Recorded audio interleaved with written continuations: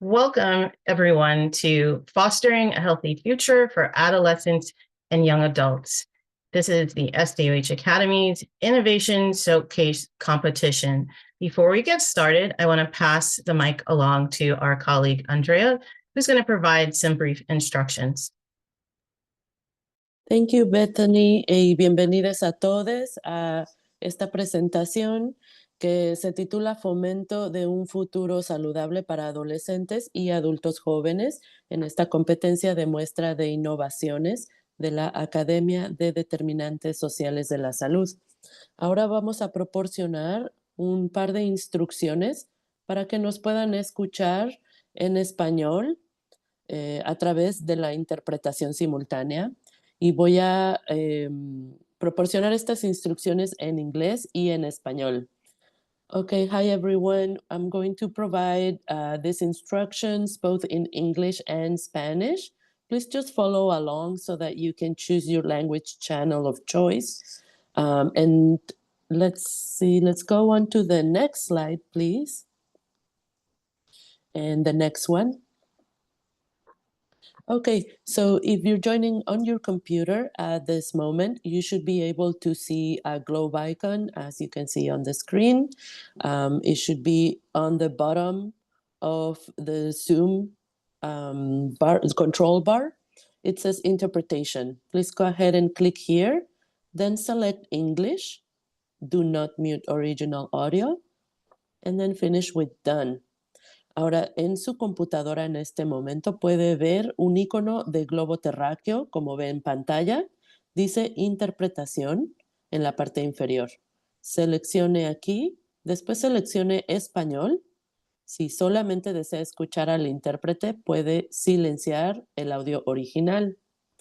Termine su selección con listo o done.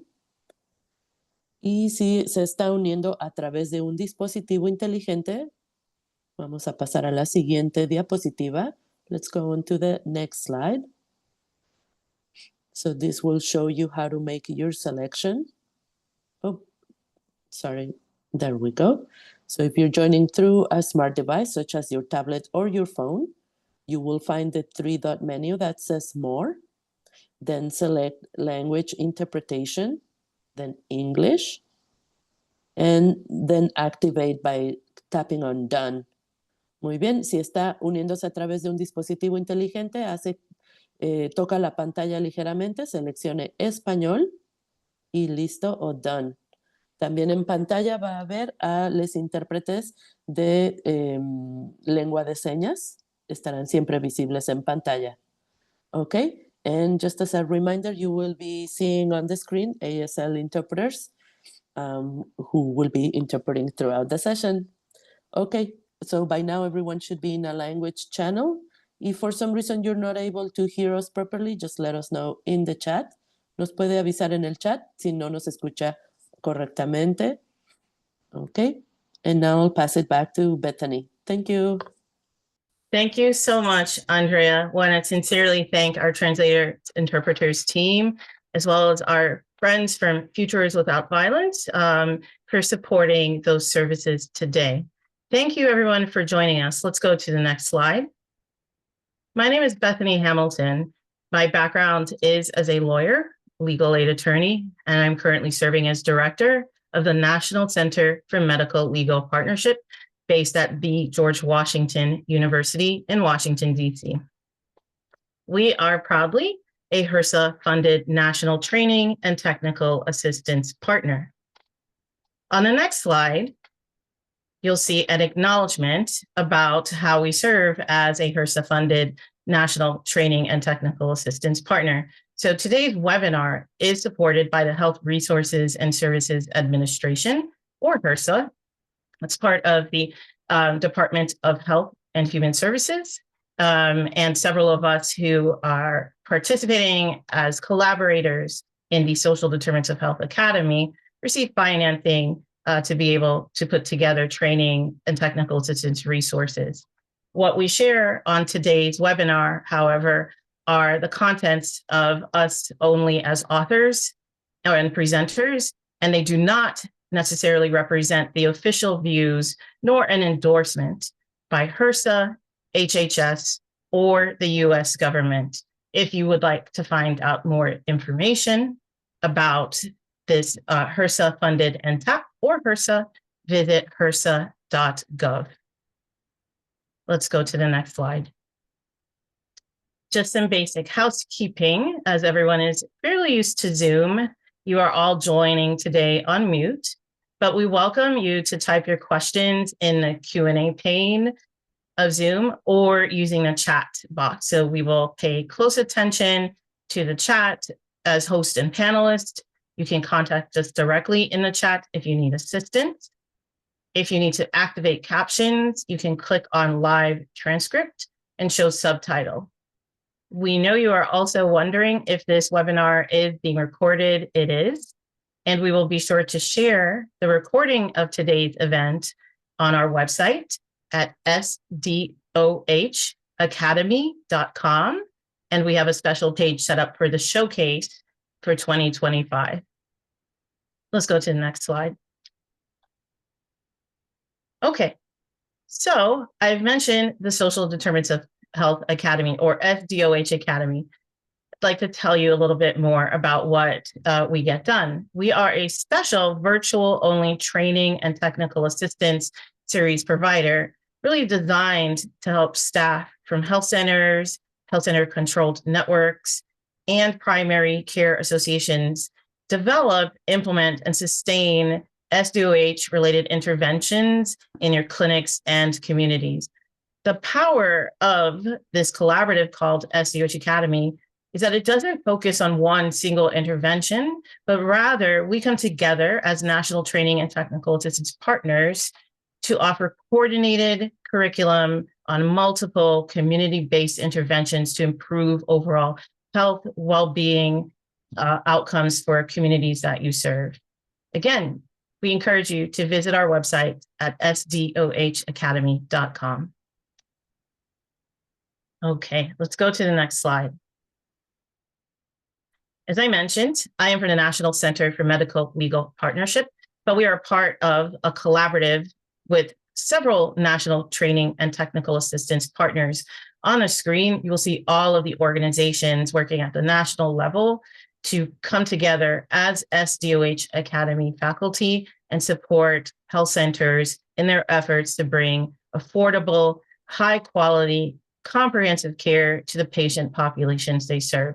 I want to sincerely thank our fellow faculty members for their support and collaboration. Next slide. All right. So today's agenda, I want to announce, has slightly changed due to unforeseen circumstances way outside of the control of our keynote speaker and other panelists. They were unfortunately unable to appear today, but we have moved quickly to prepare keynote remarks to help bring in that content, that very important information that they wanted to share. I want to ask you all in advance for your grace and forgiveness as I attempt to convey in my own way some of what we hope you will take away from today's event, which we hope will motivate you and encourage you to participate in this year's Social Determinants of Health Academy Innovations Showcase competition. I promise I will do my absolute best. Here are today's learning objectives. Next slide. We hope through today's presentation that the audience will be able to define what we mean by youth, adolescents, and young adults through an SDOH lens by exploring how non-medical drivers shape the health and well-being outcomes of youth. We also hope you'll be able to better explain why addressing social determinants of health for youth requires a unique approach based on their developmental, legal, and even social needs, generally speaking. Next, we hope that you'll be able to identify some promising strategies for applying an SDOH lens to youth, specifically through evidence-based and innovative interventions. And we hope you'll be able to utilize the resources that we create through SDOH Academy to enhance your work and again, participate in this year's Innovation Showcase competition. All right, let's go to the next slide. So I prepared some remarks that I hope will ultimately instill hope. On the screen, you all will see a photo, which is the cover page of a book. So in 2008, award-winning photographer Joseph Rodriguez was commissioned to create Faces of Hope, a celebration of community health. In the book's introduction, Dr. Reed Tuckson of the United Health Foundation, which funded the project, explained their overarching goal. He said, their overriding goal is to shine a light in celebration of the extraordinary work that has been done and continues to be done in the more, at that time, than 1,150 community health centers operating at the 6,000 sites around the country, providing essential medical care to challenged communities across America. At the time, 2008, there were over 46 million Americans who lacked health insurance and 25 million more who were underinsured. High quality care provided at little or no cost through community health centers was a beacon of hope in a system that was full of barriers. Fast forward to 2021. The country had made enormous strides in expanding affordable healthcare coverage, but we were faced with the COVID-19 pandemic, which threatened these gains. Our focus quickly shifted to saving lives, particularly in communities that were most gravely impacted by the crisis.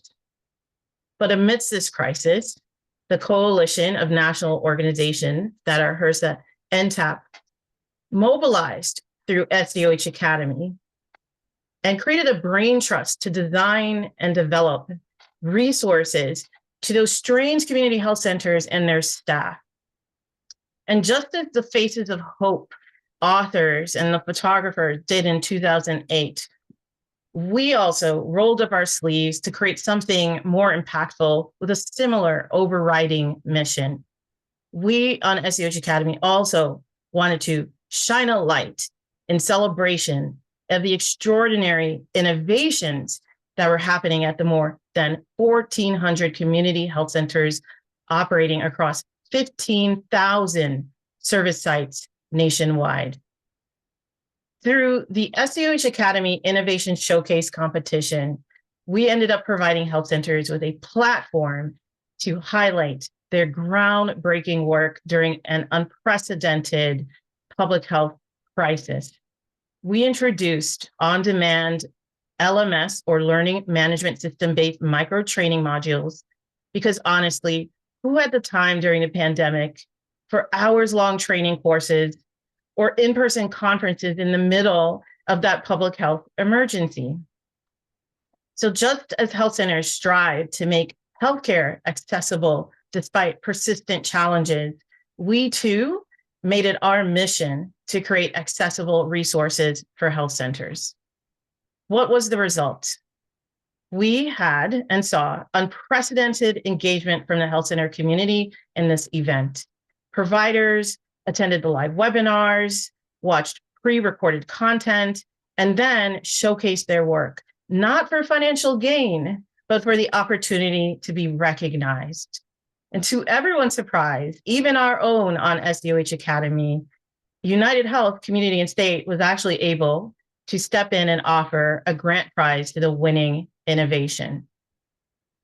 But the greatest outcome of that event was something we actually haven't shared because perhaps it's not easy to measure, and that is hope. So in creating this new model for training, we realized that we became a conduit for both sharing and amplifying hope. So here we are now in 2025. The SDOH Academy has this unique privilege, thanks to our partnership with and funding from HRSA, to launch another SDOH Academy Innovation Showcase competition. After my remarks, my colleagues will share with you how you can participate in this year's event, which focuses on improving the health and well-being outcomes for youth.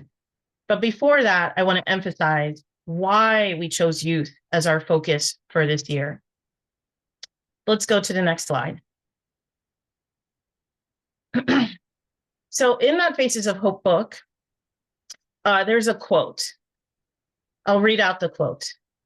Rachel Gonzalez Hansen said, "It would be nice to be able to say at the end of my life that I made a difference with my people and in my community." So for youth, how can we make that difference for youth? First, it's important for us to understand how they are defined. You can see some of those definitions on the screen.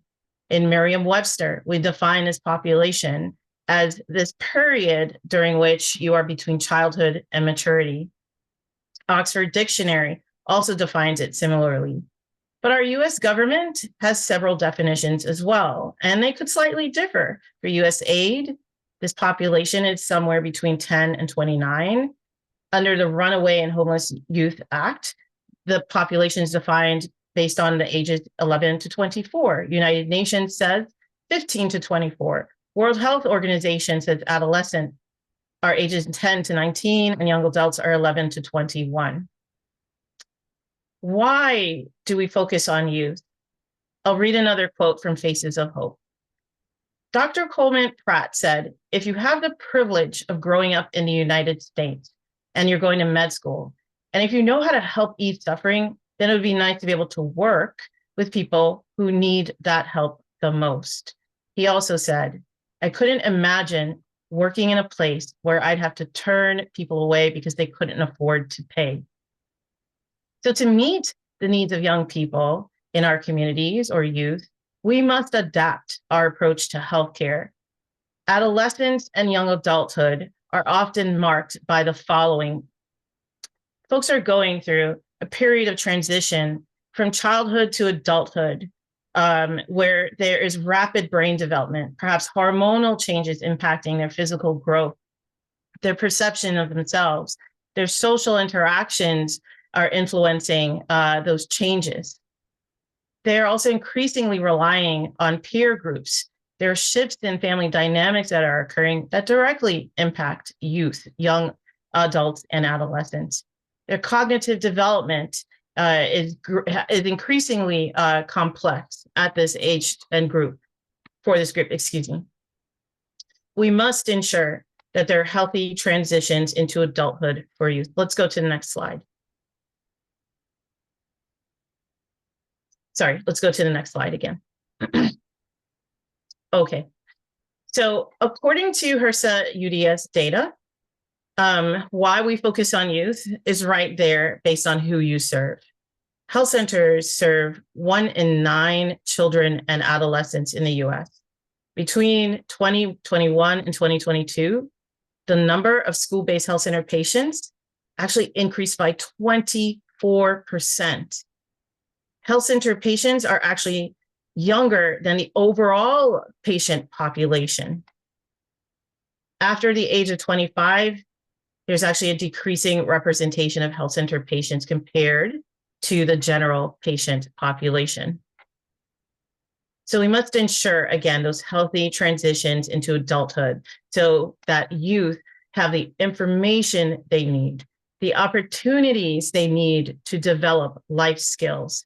We should prepare them with age-appropriate and effective health services and ensure that they have opportunities to meaningfully participate in their communities.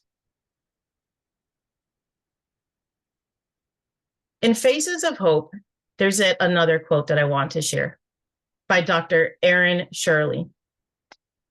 He said, "I saw children die, and I saw children that ended up crippled as a result of not having the basic healthcare that children should have and need. I don't know what I would do if I couldn't make a difference."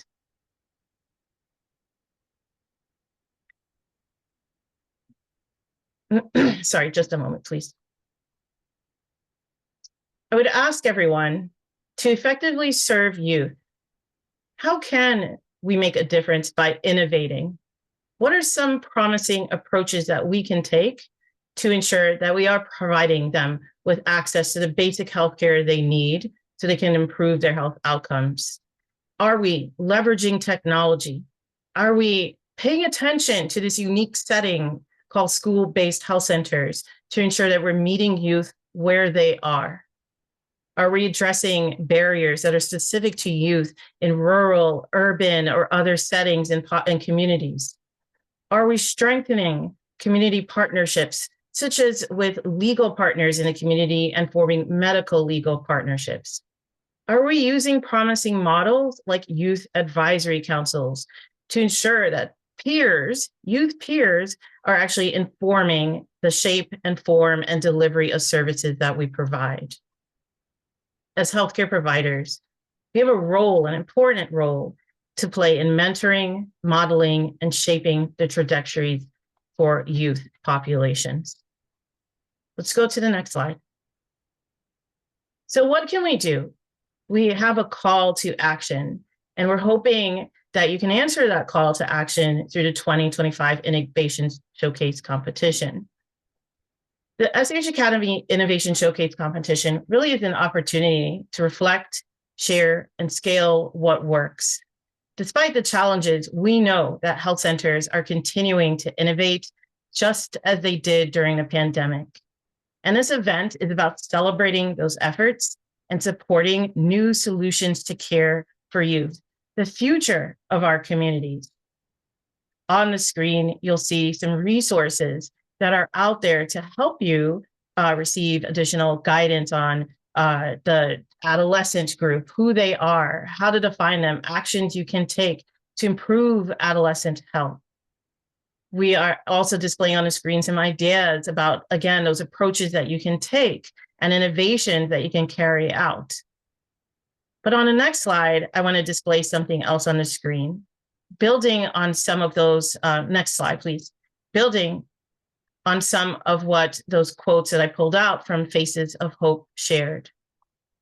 And ask you all to engage in this thought exercise over the next few months, where you ask yourself to imagine being able to say at the end of your life, or perhaps just at the end of the day, that you made a difference, a lasting and transformative difference for the youth in your community. Imagine working in a place like a community health center or a school-based health center where you know younger patients are not turned away from accessing the care that they need when they need it. And imagine knowing what to do because you are confident that you can make a difference, shaping a healthy future for youth. Our youth are watching us. We must show them that we are the source of care and hope that they deserve. I want to sincerely express my deepest gratitude to our colleagues on the SDOH Academy for their collaboration and dedication to this unique and special event. And also thank the subject matter experts whose contributions actually helped to shape the remarks that I delivered, even if they couldn't present those remarks today on their own due to those unforeseen circumstances. I truly hope that I honored their work. Thank you, everyone in the audience. I'll pass the mic to our colleagues in a moment to let you know what the SDOH Academy event is about and how to participate. But I encourage you all to let hope be your fuel and let this fleeting opportunity to support our youth be your guiding light. Thank you, everyone. I'll pass it on to Reha.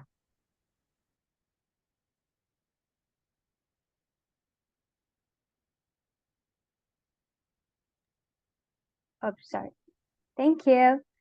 Can we go to the next slide, please? Yeah. So hello, everyone. On behalf of all the SDOH Academy faculty, I welcome you all again to the SDOH Academy Innovations Showcase competition. Next slide, please. So I'm Reha Manikantasamy from the National Center for Medical Legal Partnership, presenting alongside with Ariel Mather from the National Center for Equitable Care for Elders. We'll be guiding you on how to participate and take the fullest advantage of this exciting opportunity. Next slide, please. After the success of our first competition in 2022, the SDOH Academy is back with the second edition, this time with a focus on the youth population. So what is this Innovation Showcase competition is about? So this is a competition and interactive training opportunity that incorporates an element of competition for health centers to showcase their innovations. This is your chance to inform the national audience about how you have been successful in addressing any of the four listed core competencies of the SDOH Academy. Next slide, please. Yeah. So this experience is designed to spark and advance innovations that improve the community health. For full details, visit the SDOH Academy website listed down below in the slide, or feel free to scan the QR code and get to our website and read more about this competition in detail. Can you pass to the next slide? Yeah, thank you. So how do you participate? So basically, it's kind of like simple, and here's what you can do to be a part of this innovations event. The first thing, attend the live kickoff webinar, which you have already done. And secondly, complete 3 on-demand micro-training modules to earn a certificate of completion to demonstrate your foundational knowledge of youth-specific social drivers of health. And finally, submit an abstract to share your innovative work for a chance to be featured in our live closing webinar. And sure, we want to hear from you all. And now I'll pass it to Arya to explain the details in steps 2, 3, and 4. Thanks, Reha. We can go to the next slide. All right, just to give a little bit more context for the next steps after this opening webinar, the first is the learning modules. So the faculty of the SDOH Academy have developed a set of 3 asynchronous learning opportunities that will allow you all to dive in a little more deeply on the topic of applying the SDOH lens to our youth populations. So whether you want to do this immediately or wait a little time, the next step in participating in the showcase is to complete the following modules. The first module focuses on youth special populations, identities, and intersectionality. The second focuses on how youth are navigating persistent stress environments. And the third and final module is focused on interventions, resources, and strategies to improve the health and well-being of this population.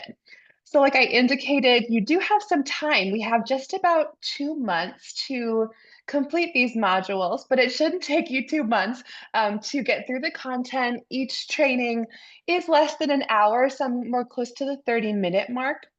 These modules were recorded in December 2024. The course website is linked on this slide. And when we go to the next slide, we'll have some visuals to better familiarize you with the platform. We can do that now.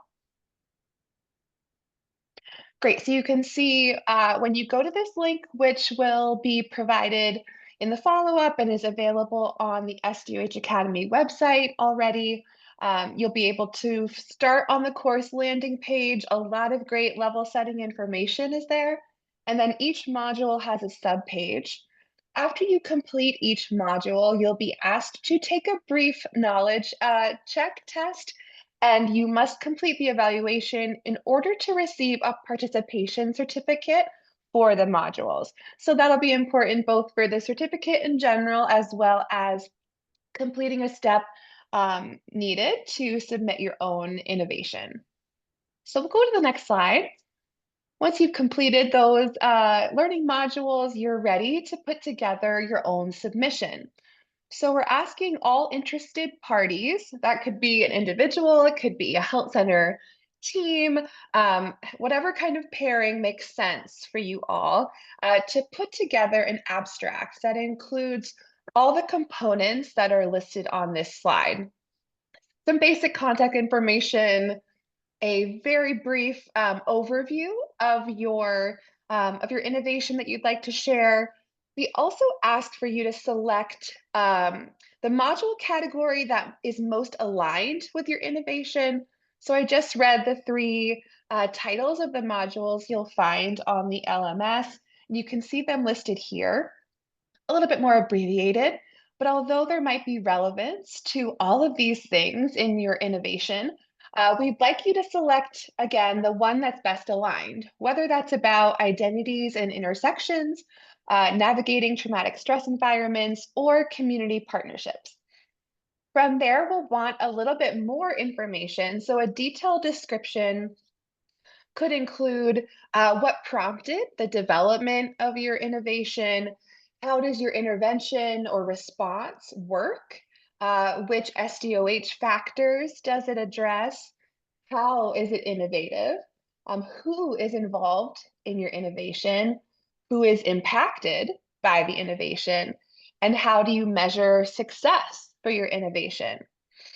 Supporting documents are optional, but very common from our experience in the 2022 showcase, and definitely encouraged. So that could be a PDF, it could be a web page, a video, just something that can help add a visual component or more detailed information from the abstract form. Innovations do not have to be as complicated as you might think initially. I think a lot of folks downplay their accomplishments and their efforts. If you want to see some examples of innovations that were highlighted in the first iteration of this showcase, there is a subpage on the SDOH Academy website that does list some of the 2022 showcase winners and additional submissions if you want some inspiration. But really, I'm a firm believer that there's many folks in the audience today that are doing things for youth populations that are innovative, that are meeting a unique need, and we would love to hear about them, and we'd love for everyone else to hear about them. So we'll go to the next slide. And just mention that the same timeline does apply to submissions. So if you wanted to wait until April, you certainly could, or you can get started a little earlier. Again, once you complete the modules, you then can fill out the SurveyMonkey that's linked on this slide. Please note that as you're filling it out, it may be helpful to complete all of the categories were listed on the last slide in a separate document, as the competition submission form doesn't save information. So if you're able to gather all of your details and then copy and paste them into the form, that probably would be the best way to go. And we're certainly happy to answer questions or offer support during this 2-month window of time. There is an NCMLP email address noted on this slide, and there are certainly many of us in the SDOH Academy that would be happy to connect with folks that have questions or want some external insights on the innovation they are putting together for submission. So we'll go to the next slide and say that our plan is to be back together in this virtual room in late May to be able to showcase some of these innovations. So we'll have more information as we get a little closer to this webinar date, including prizes and incentives, ways we can really celebrate the innovation that get spotlit the most, but also we'll have some runners up that we'll be able to feature, and certainly want to be able to make all submissions available on the SDOH Academy website for folks to read and learn about. Please note that your registration for today's session automatically enrolls you in the closing webinar, so you will be kept in touch with via email. We'll give those additional details as we have them.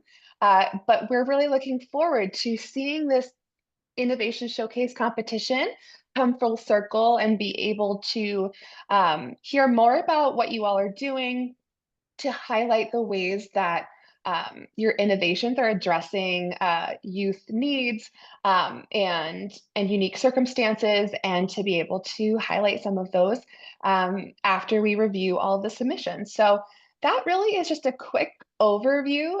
Again, I think that there's a wealth of information on the SDOH Academy website if you want a reference point for the previous competition or further details on how to complete any of the steps related to this year's Innovation Showcase. So I think we'll move it over to one of our final slides related to questions. I don't see anything yet in the chat or Q&A, but happy to wait a moment to see if there's any questions. Appreciate everyone who was introducing themselves in the chat. You may find that because we have a little bit of a runway between today and the deadline for completing the modules and submitting your innovations, that you may sit with this information a little while, talk with some colleagues, come up with a plan if you'd like to submit your innovation. If you have questions in the meantime, you can certainly, you can contact us to the question in the chat. Will we get an email with this information? Yes, absolutely. And all of this information will be available on the SDOH Academy's website on the landing page for the 2025 Innovation Showcase specifically. But also a lot of this information is listed in the course website as well for the LMS, the learning modules. And Reha is confirming that from that NCMLP email address, we will make sure all of this is available by email. And yes, we have the landing page for the showcase in the chat.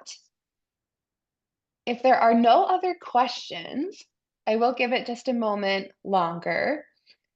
Appreciate everyone's patience and participation today. Is LMS free? Yes, absolutely. So this learning opportunity, the 3 modules, they are completely free of charge. You should be able to start the modules without any issue. I actually don't know, Reha, if folks need to register. That might be helpful to clarify in the chat, but there is no cost related to completing the modules. And along with, yes.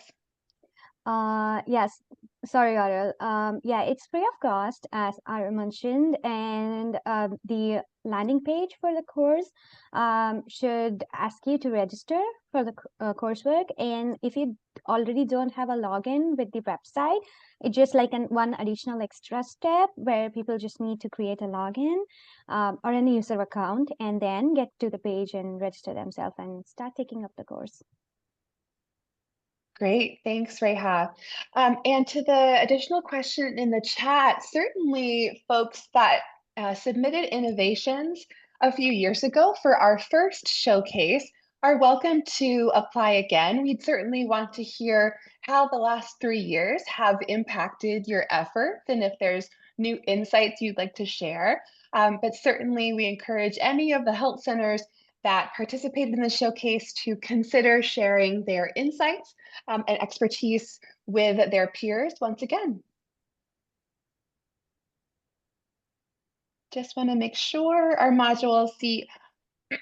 So I do believe that what's being offered is a certificate of participation. I don't believe that there are specific continuing education credits, but I see that one of our colleagues from BU who's hosting the LMS is answering that in the Q&A.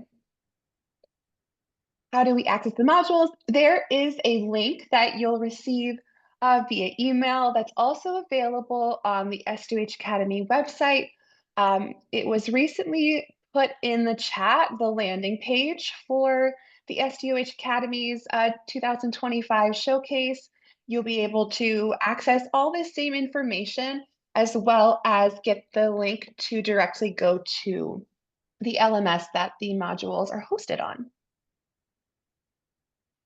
Well, yes, so we had to shift our approach a little bit to the anonymous attendee in the Q&A. Bethany was able to give an abbreviated set of insights based on our keynote speaker their original remarks, and then we had an unexpected change in their availability. So this will conclude the information we have available to share with folks today. I will say that most of the training opportunity from this showcase overall is in those 3 asynchronous learning modules. And we use the opening and closing webinar sessions to provide information, level setting, and ensure everyone feels equipped with the information they need to consider what they might like to submit and to be able to celebrate that in closing out the showcase. Thanks to everyone asking questions. If there are no other questions, oh, thanks. Bethany did put the direct link to the modules in the chat. Feel free to reference that. But I believe she also mentioned that we are definitely aiming for this to be as straightforward as possible. So links are readily available. We'll give multiple reminders to folks via email and have information accessible on the website. And certainly lots of reminders for the submission deadline as well as the closing webinar in May. All right, we can go to the last slide if we don't have any other questions. We look forward to your participation. Again, you can contact us at any time if you have questions as you're sitting with this information after you complete the modules. We are here to support. We appreciate everyone's flexibility in having to pivot a little bit today with our unexpected change in our keynote speakers availability. But we look forward to receiving your submissions and then coming back together in a few months to celebrate those innovations. There is a quick evaluation survey that's in the chat that will also be available on the slides if you'd like to give any feedback. So again, thank you so much for your time. You have a little bit more time back in your day. Again, feel free to contact us by email if you have any questions, and we really look forward to your submissions. Thanks so much, everyone. Take care.